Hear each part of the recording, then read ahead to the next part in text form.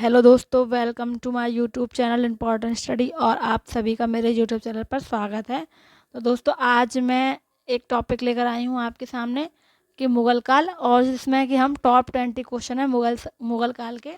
तो मुग़ल काल से संबंधित कुछ प्रमुख प्रश्न हैं जो कि किसी न किसी एग्ज़ाम में पूछे जाते हैं। तो चलिए स्टार्ट करते हैं। पहला है, हल्दी घाटी के युद्ध में महाराणा प्रताप की सेना के सेनापति कौन थे? जो हल्दी घाटी का युद्ध हुआ था उसमें जो महाराणा प्रताप थे उनकी सेना के सेनापति कौन थे? ए है अमर सिंह, बी है मान सिंह, सी है हकीम खान, डी है शक्ति सिंह। तो इसका सही आंसर है सी, हकीम खान। तो हल्दी घाटी के युद्ध में जो महाराणा प्रताप थे उनकी सेना का जो सेनापति थे वो कौन थे? हकीम खान थे। दूसरा है, निम्नलिखित में से कौन सा सही सुमेलित नहीं है?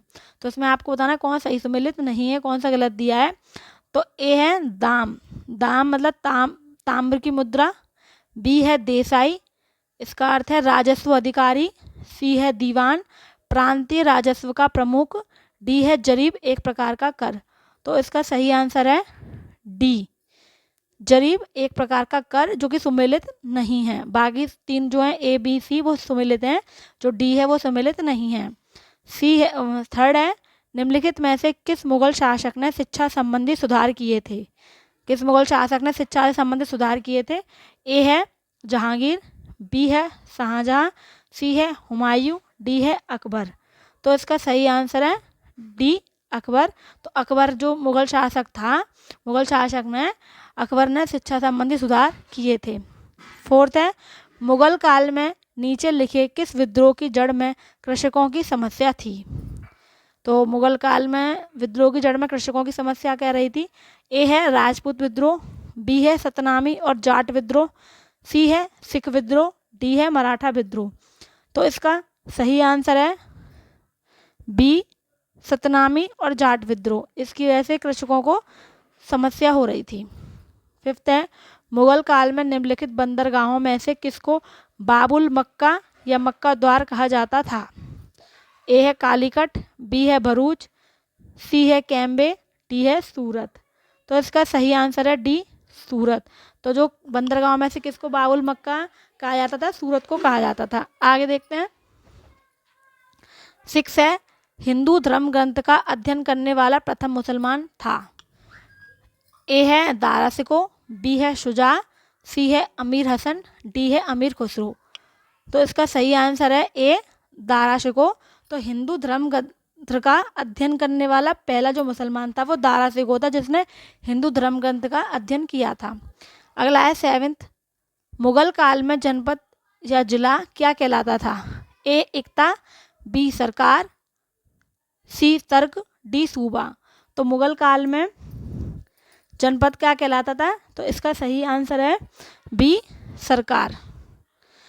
8 है, निम्नलिखित में से कौन नूरजहाँ के गुट का सदस्य नहीं था? ए है जहांगीर, बी है गयास बेग, सी है आसफ खां, डी है खुर्रम। तो इसका सही आंसर है डी, खुर्रम। तो नूरजहाँ के गुट का सदस्य कौन नहीं था? खुर्रम नहीं था। आगे है 9, ताजमहल के किस सुलेखक या कैलीग्राफर ने सन 1648 ईस्वी में इसकी रचना की और पूरा किया? ए है गयासुद्दीन, बी है अल बुखारी, सी है अमानत खान शिराजी, डी है मोहम्मद अब्दुहर।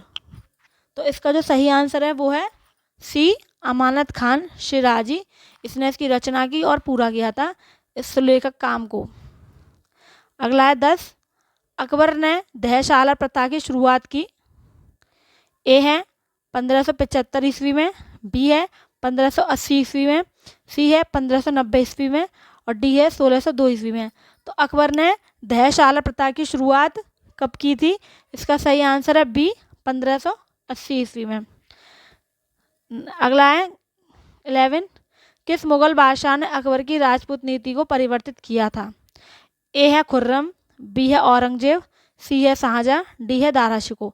तो किस मुगल बादशाह ने अकबर की राजपूत नीति को परिवर्तित कर दिया था? तो इसका सही आंसर है बी, औरंगजेब।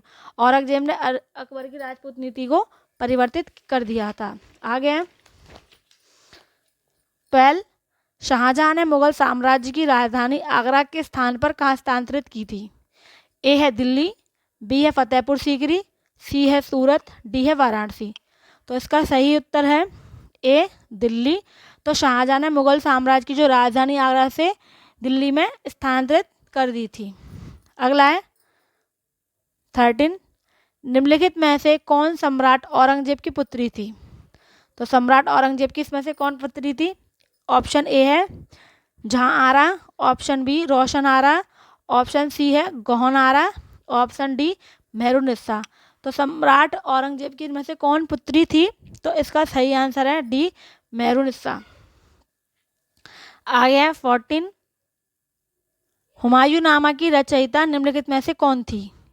ऑप्शन ए है रोशन आरा बेगम, ऑप्शन बी रुकैया सुल्तान बेगम, ऑप्शन सी है गुलबदन बेगम, ऑप्शन डी है गौहर बेगम। तो इसका सही आंसर है ऑप्शन सी गुलबदन बेगम, जिन्होंने हुमायूं नामा लिखी थी।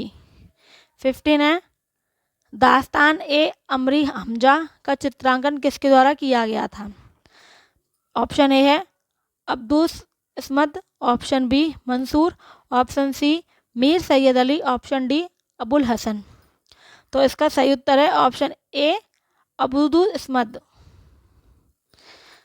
अगला है 16, निम्न नामों में से उसे चयनित कीजिए जो हुमायूं के भाइयों में से किसी का नाम नहीं था। तो किसका नाम नहीं था इसमें?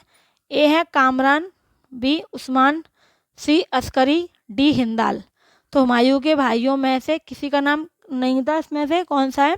तो इसका सही ऑप्शन है बी उस्मान नहीं था। कामरान था, अस्करी था, हिंदाल था, पर उस्मान नहीं था।